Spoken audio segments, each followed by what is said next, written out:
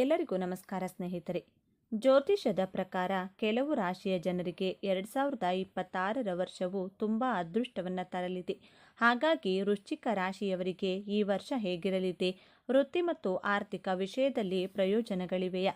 ನಿಮ್ಮ ಆರ್ಥಿಕ, ಶೈಕ್ಷಣಿಕ, ಆರೋಗ್ಯ, ಉದ್ಯೋಗ, ಕುಟುಂಬ, ವೃತ್ತಿ, ವ್ಯಾಪಾರದ ಬದುಕು ಹೇಗಿರಲಿದೆ ಎನ್ನುವುದರ ವಾರ್ಷಿಕ ರಾಶಿಫಲ ನೋಡೋಣ ಬನ್ನಿ. 2025ರಲ್ಲಿ ಬಹಳ ಕಿರಿಕಿರಿಯಿಂದ ಇದ್ದಂಥ ರಾಶಿ ಅಂದರೆ, ಪ್ರತಿದಿನ ಕೂಡ ಕಿರಿಕಿರಿ ಅನುಭವಿಸಿದಂಥ ರಾಶಿ ಅಂದರೆ ಅದು ಖಂಡಿತವಾಗಿಯೂ ಕೂಡ ವೃಶ್ಚಿಕ ರಾಶಿಯೇ ಸರಿ. ಹಾಗಾದರೆ ಈ ವರ್ಷ ನಿಮ್ಮದು ಯಾವ ಥರ ಇರುತ್ತೆ ಅಂತ ಹೇಳಿ ಪೂರ್ಣವಾಗಿ ತಿಳಿಯೋಣ. ಇನ್ನು ನಿಮ್ಮ ಜೀವನದಲ್ಲಿ ಸೋಲೆ ಇರದ ಹಾಗೆ ನೀವು ಗೆಲ್ಲಲು ಈ 5 ವಿಚಾರದಲ್ಲಿ ಎಚ್ಚರಿಕೆ ವಹಿಸಬೇಕು ಎಂಬಂಥ ಸೂಪರ್ ಇಂಟ್ರೆಸ್ಟಿಂಗ್ ವಿಚಾರಗಳನ್ನು ಈ ವಿಡಿಯೋದಲ್ಲಿ ನೋಡೋಣ ಬನ್ನಿ. ಅದಕ್ಕೂ ಮುನ್ನ ನೀವಿನ್ನು ಚಾನಲ್ಗೆ ಸಬ್ಸ್ಕ್ರೈಬ್ ಆಗಿಲ್ಲ ಅಂದರೆ ಈಗಲೇ ಸಬ್ಸ್ಕ್ರೈಬ್ ಆಗಿ, ಹಾಗೆ ವಿಡಿಯೋಗೆ ಲೈಕ್ ಮಾಡಿ, ವಿಡಿಯೋ ಸ್ಕಿಪ್ ಮಾಡದೆ ಕೊನೆ ತನಕ ನೋಡಿ. ಎಲ್ಲರೂ ಭಕ್ತಿಯಿಂದ ಓಂ ಶ್ರೀ ಮಹಾಲಕ್ಷ್ಮಿ ನಮಃ ಅಂತ ಕಮೆಂಟ್ ಮಾಡಿ. ಹಿಡಿದ ಹಠವನ್ನು ಸಾಧಿಸಲು, ತಾನು ಅಂದುಕೊಂಡಂಥ ಕೆಲಸ ಕಾರ್ಯದಲ್ಲಿ ಜಯವನ್ನು ಸಾಧಿಸಲು ಛಲಬಿಡದೆ ಪ್ರಯತ್ನ ಮಾಡುವಂತಹ ರಾಶಿ ಅಂದರೆ ಅದು ವೃಶ್ಚಿಕ ರಾಶಿ. 2026 ಯಾವ ರೀತಿ ಇರುತ್ತೆ ಅಂತ ಸಂಪೂರ್ಣವಾಗಿ ತಿಳಿಸಿಕೊಡ್ತೀನಿ ಬನ್ನಿ. ನೋಡಿ, ಶನಿಯ ಸಂಚಾರದಿಂದಾಗಿ ಖಂಡಿತವಾಗಿಯೂ ಕೂಡ ವೃಶ್ಚಿಕ ರಾಶಿಯವರಿಗೆ ಲಾಭ ಬರುತ್ತೆ ಅಂತ ಇಲ್ಲಿ ತೋರಿಸ್ತಾ ಇದೆ. ಒಂದು ವಾಹನ ಖರೀದಿ ಯೋಗ ಇದೆ, ಒಂದು ಭೂಮಿ ಖರೀದಿ ಯೋಗ. ಖಂಡಿತವಾಗಿಯೂ ಕೂಡ ಶನಿ ಭೂಕಾರಕ ಆಗಿರೋದ್ರಿಂದ ನಿಮಗೆ ಖಂಡಿತವಾಗಿಯೂ ಕೂಡ ಒಂದು ಭೂಮಿ ಖರೀದಿ ಯೋಗ ಇದೆ ಅಂತ ಇದೆ. ಧಾರ್ಮಿಕ ಪ್ರವಾಸ, ಒಂದು ದೂರವಾಗಿ ಇರತಕ್ಕಂಥ ಒಂದು ಕೇದಾರನಾಥ್ ಆಗಿರಬಹುದು ಅಥವಾ ಈಗ ಅಯೋಧ್ಯೆ ಆಗಿರಬಹುದು, ಈ ರೀತಿಯ ಒಂದು ಪ್ರವಾಸಿ ಸ್ಥಾನಗಳಲ್ಲಿ, ಧಾರ್ಮಿಕವಾಗಿರ್ತಕ್ಕಂಥ ಸ್ಥಳಗಳಲ್ಲಿ ನೀವು ಹೋಗುವಂತಹ ಚಾನ್ಸಸ್ ಸ್ವಲ್ಪ ಜಾಸ್ತಿನೇ ಇದೆ. ಕೌಟುಂಬಿಕ ಜೀವನದಲ್ಲಿ ಸ್ವಲ್ಪ ಅಡಚಣೆಗಳು, ಪರಸ್ಪರ ಒಂದು ಜಗಳ ಆಗ್ತಕ್ಕಂಥ ಚಾನ್ಸಸ್ ಜಾಸ್ತಿ ಇದೆ. ಅದರ ಬಗ್ಗೆ ಸ್ವಲ್ಪ ಎಚ್ಚರಿಕೆಯಿಂದ ವಹಿಸಿ. ಈ ಜಗಳ ಆಗದೆ ಸ್ವಲ್ಪ ನೀವು ಆ ಪ್ರವೃತ್ತಿಯನ್ನು ದೂರ ಇಟ್ಕೊಳ್ಳಿ, ಖಂಡಿತವಾಗಿಯೂ ಒಳ್ಳೆಯದಾಗುತ್ತದೆ. ಎಲ್ಲ ರೀತಿಯಲ್ಲೂ ಕೂಡ ನೀವು ಎಲ್ಲ ವಿಚಾರಕ್ಕೂ ಮಾತಾಡುವಂಥ ಅವಶ್ಯಕತೆ ಇಲ್ಲ. ಕೆಲವು ವಿಚಾರಗಳಲ್ಲಿ ನೀವು ಸ್ವಲ್ಪ ಸುಮ್ಮನೆ ಇದ್ರೇ ಒಳ್ಳೆಯದು ಅಂತ ಹೇಳಿ ಈ ಒಂದು ವೃಶ್ಚಿಕ ರಾಶಿಯವರಿಗೆ ಹೇಳ್ಬೋದು. ಆರೋಗ್ಯದ ವಿಚಾರದಲ್ಲಿ ಏರುಪೇರಾಗುತ್ತೆ. ಹಾರ್ಮೋನ್ ಸಂಬಂಧಪಟ್ಟಂಥ ಒಂದು ಹಾರ್ಮೋನ್ನಲ್ಲಿ ಏರುಪೇರಾಗುತ್ತದೆ. Vitamin A, B, C, D ಎಲ್ಲ ಇದೆಯಲ್ಲ, ಅದರಲ್ಲಿ ಸ್ವಲ್ಪ ಹೆಚ್ಚು ಕಮ್ಮಿ ಆಗ್ತಕ್ಕಂತಹ ಚಾನ್ಸಸ್ ಇದೆ. ಅದನ್ನು ಸ್ವಲ್ಪ ನೀವು ಅದರ ಬಗ್ಗೆ ಗಮನ ಹರಿಸಿಕೊಳ್ಬೇಕಾಗುತ್ತದೆ. ಹಾಗೆ ಜೀರ್ಣಕ್ರಿಯೆಯಲ್ಲಿ ಸಮಸ್ಯೆ ಆಗುತ್ತದೆ. ಹೊಟ್ಟೆ ಸಂಬಂಧಿತ ಸಮಸ್ಯೆಗಳನ್ನು ನೀವು ಅನುಭವಿಸಬೇಕಾಗುತ್ತದೆ. ಹಾಗಾಗಿ ವ್ಯಾಯಾಮದ ಬಗ್ಗೆ ಸ್ವಲ್ಪ ಗಮನವನ್ನು ಇಟ್ಕೊಳ್ಬೇಕಾಗುತ್ತದೆ.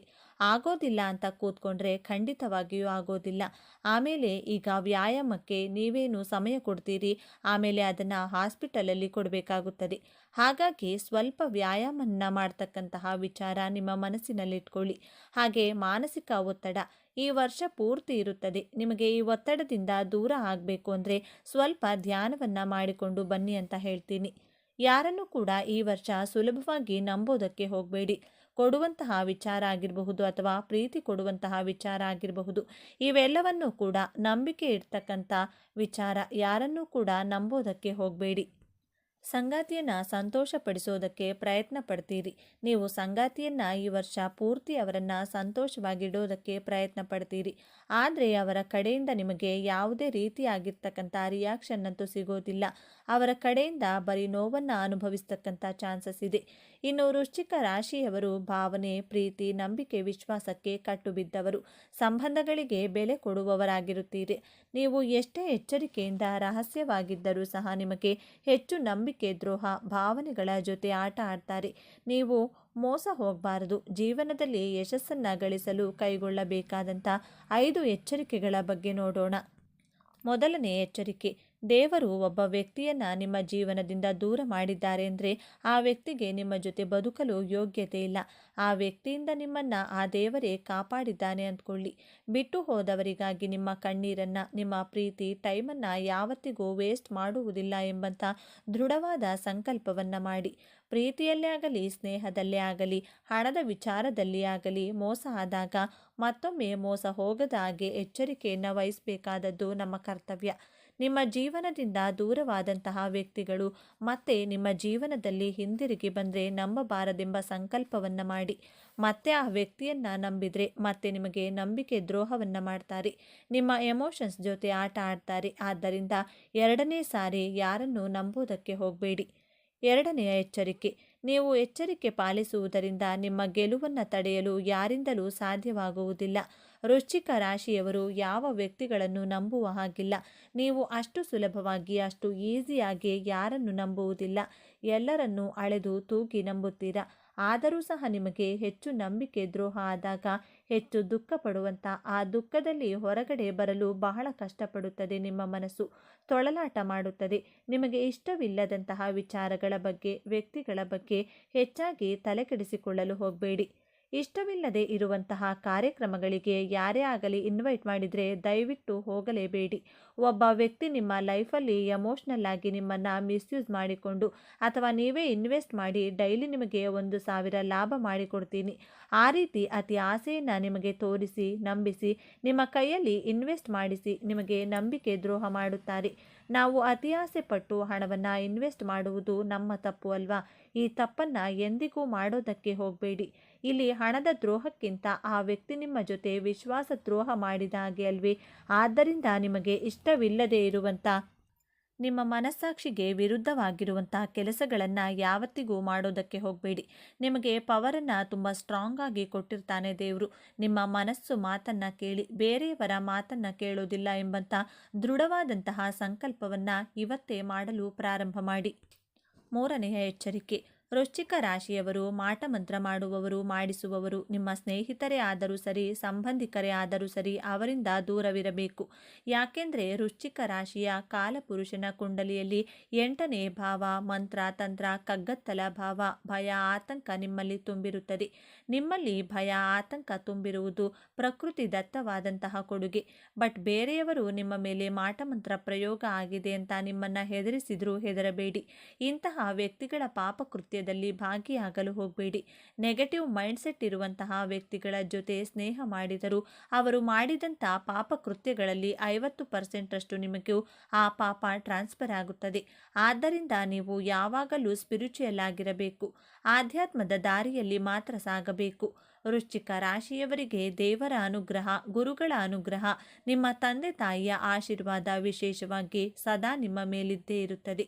ಆದ್ದರಿಂದ ನಿಮ್ಮ ಜೀವನದಲ್ಲಿ ಅದೆಂತಹ ಕಷ್ಟಗಳು ಬಂದರೂ ಈ ಮಾಟಮಂತ್ರ ಪ್ರಯೋಗ ಮಾಡುವುದಿಲ್ಲ, ಮಾಡುವವರ ಜೊತೆ ಸೇರುವುದಿಲ್ಲ, ನೆಗೆಟಿವ್ ಮೈಂಡ್ಸೆಟ್ ಇರುವಂಥ ವ್ಯಕ್ತಿಗಳ ಜೊತೆ ಸ್ನೇಹ ಮಾಡುವುದಿಲ್ಲ ಎಂಬಂಥ ದೃಢವಾದ ಸಂಕಲ್ಪವನ್ನು ಮಾಡಿ.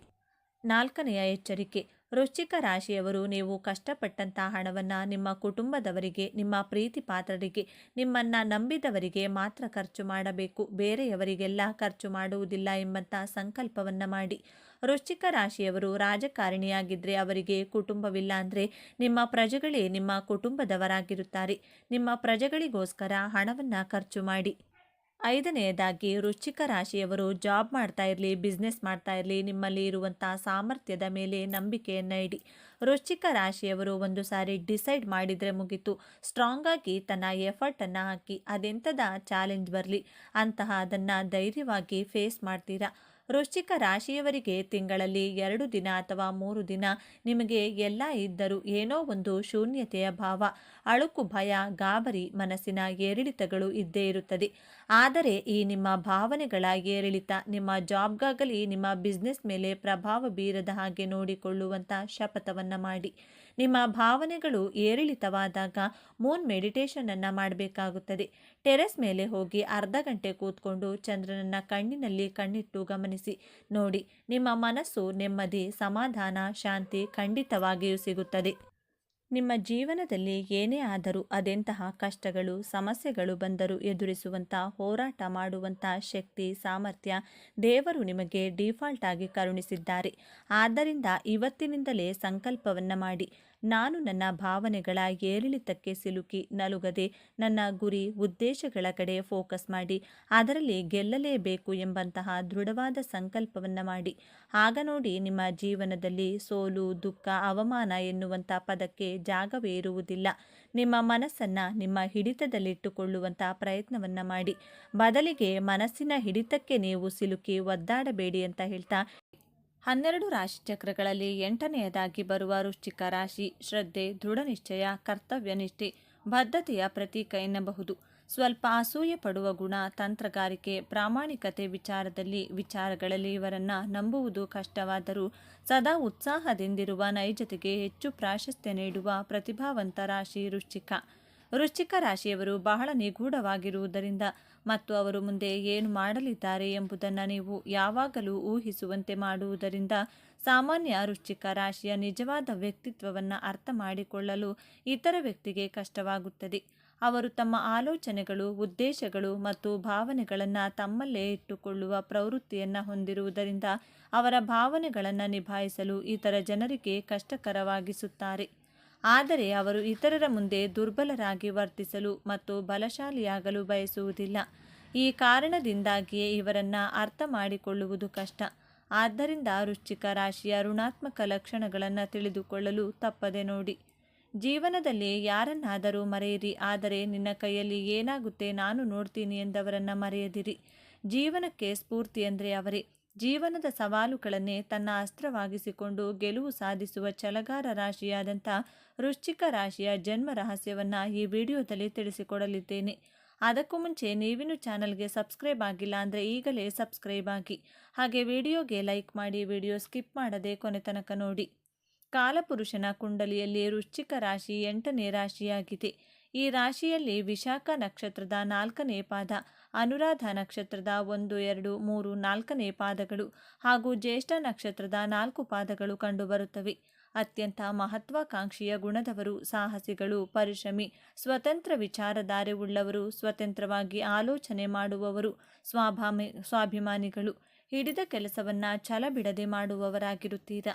ವೃಶ್ಚಿಕ ರಾಶಿಯ ಅಧಿಪತಿ ಮಂಗಳ ಗ್ರಹವಾಗಿರುವುದರಿಂದ ನೀವು ಎನರ್ಜೆಟಿಕ್ ಆಗಿ ಆಕ್ಟಿವ್ ಆಗಿರುತ್ತೀರಾ. ಹಠವಾದಿಗಳು, ಕೋಪಿಸಿಕೊಳ್ಳುವಂಥ ಪ್ರವೃತ್ತಿ ಉಳ್ಳವರು.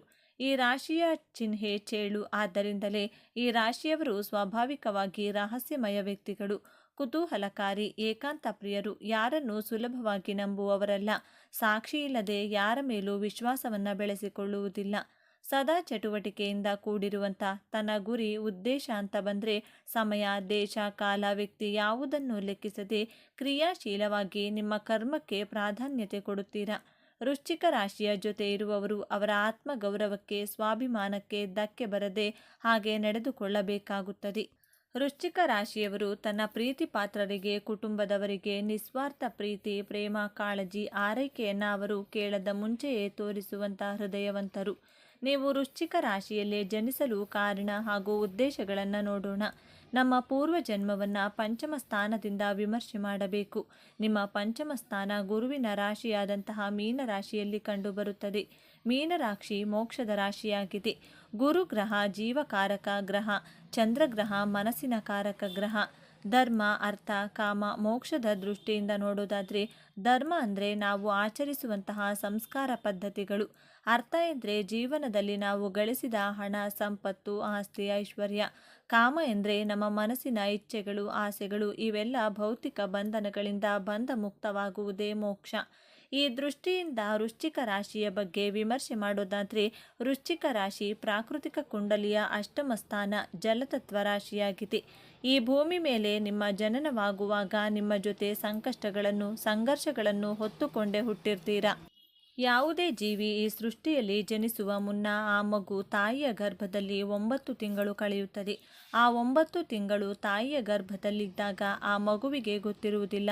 ಈ ಅಂಧಕಾರದ ಗರ್ಭದಲ್ಲಿ ನಾನು ಏಕೆ ಇದ್ದೇನೆ, ಇಲ್ಲಿದ್ದೇನೆ ಎಂದು ತಿಳಿಯುವುದಿಲ್ಲ.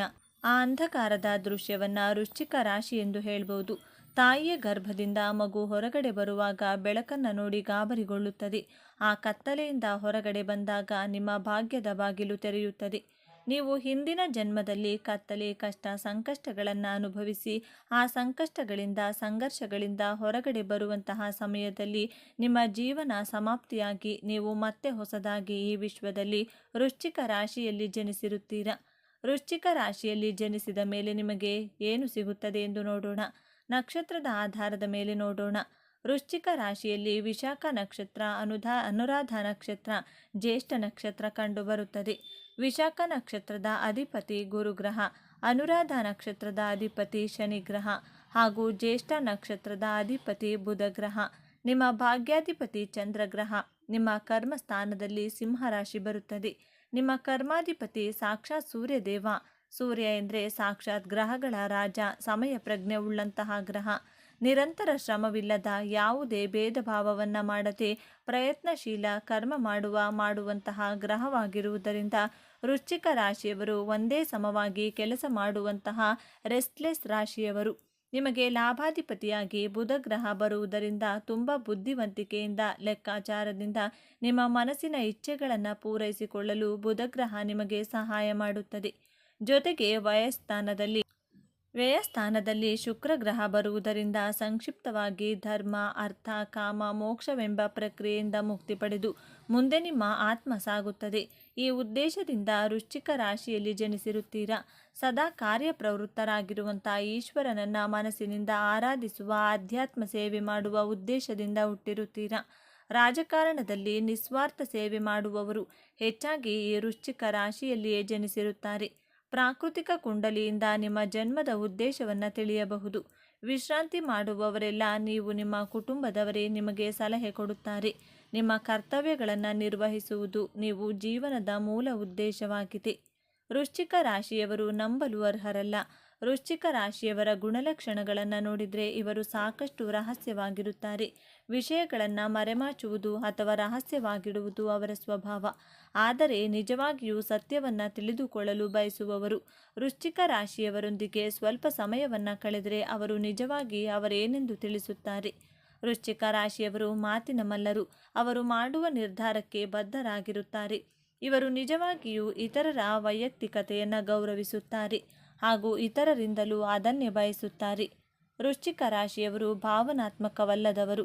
ಇದು ವೃಶ್ಚಿಕ ರಾಶಿಯವರ ಬಗ್ಗೆ ಮತ್ತೊಂದು ಆಧಾರರಹಿತ ಸುಳ್ಳು. ಹೆಚ್ಚಿನ ಜನರು ಇವರಿಗೆ ಭಾವನೆಗಳೇ ಇಲ್ಲ ಎಂದು ಭಾವಿಸುತ್ತಾರೆ. ಆದರೆ ಅದು ಅವರ ಸ್ವಭಾವದ ಕಾರಣದಿಂದಾಗಿರಬಹುದು.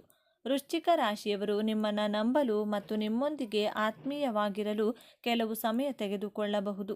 ಆದರೆ ಒಮ್ಮೆ ಅವರು ನಿಮ್ಮೊಂದಿಗೆ ಸ್ನೇಹಿತರಾದರೆ ಅವರು ಭಾವನೆಗಳ ತೆರೆದ ಪುಸ್ತಕದಂತೆ. ಪ್ರತಿಯೊಬ್ಬರೂ ಭಾವನೆಗಳನ್ನು ಹೊಂದುತ್ತಾರೆ, ಆದರೆ ಅದು ವ್ಯಕ್ತಿಯಿಂದ ವ್ಯಕ್ತಿಗೆ ಭಿನ್ನವಾಗಿರುತ್ತದೆ.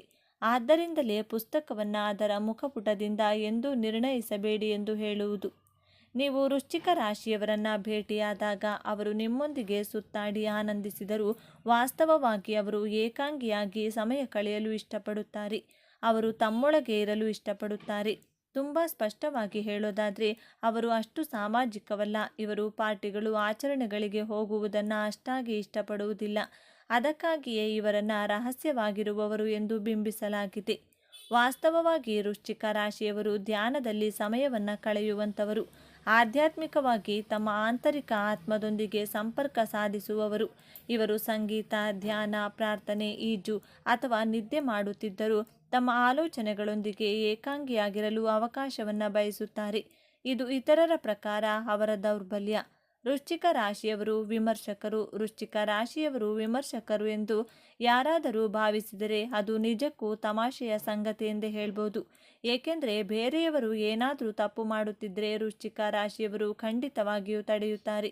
ಇದರರ್ಥ ಅವರು ಎಲ್ಲವನ್ನ ನಿರ್ಣಯಿಸುತ್ತಾರೆ ಎಂದಲ್ಲ, ಅವರು ಸಲಹೆಯನ್ನು ಮಾತ್ರ ನೀಡುತ್ತಾರೆ. ವೃಶ್ಚಿಕ ರಾಶಿಯವರು ಚೇಳಿನ ಸಂಕೇತವಾಗಿದ್ದು ಅವರು ಯಾವುದೇ ಭಯವಿಲ್ಲದೆ ಬಹಿರಂಗವಾಗಿ ಮಾತನಾಡುವುದನ್ನು ನಂಬುತ್ತಾರೆ. ನಿಸ್ಸಂದೇಹವಾಗಿ ಏನಾದರೂ ತಪ್ಪಾದಾಗ ಅವರು ಅದರ ವಿರುದ್ಧ ಮಾತನಾಡುತ್ತಾರೆ. ಈ ವಿಚಾರಗಳು ನಿಮಗೆ ಇಷ್ಟ ಆಗಿದೆ ಅಂತ ಭಾವಿಸ್ತಿದ್ದೇನೆ. ಇಷ್ಟ ಆಗಿದ್ರೆ ನಮ್ಮ ಚಾನಲ್ನ ತಪ್ಪದೆ ಸಬ್ಸ್ಕ್ರೈಬ್ ಮಾಡಿಕೊಳ್ಳಿ. ಈ ವಿಡಿಯೋಗೆ ಒಂದು ಲೈಕ್ ಕೊಡೋದನ್ನು ಮರಿಬೇಡಿ. ಈ ವಿಡಿಯೋವನ್ನು ನಿಮ್ಮ ಫ್ರೆಂಡ್ಸ್ ಆ್ಯಂಡ್ ಫ್ಯಾಮಿಲಿ ಗ್ರೂಪಲ್ಲಿ ಹೆಚ್ಚು ಶೇರ್ ಮಾಡಿ. ನಿಮ್ಮ ಅಭಿಪ್ರಾಯಗಳನ್ನು ತಪ್ಪದೇ ಕಮೆಂಟ್ ಮಾಡಿ. ಎಲ್ಲರೂ ಭಕ್ತಿಯಿಂದ ಜೈ ಹನುಮಾನ್ ಅಂತ ಕಮೆಂಟ್ ಮಾಡಿ. ಧನ್ಯವಾದಗಳು.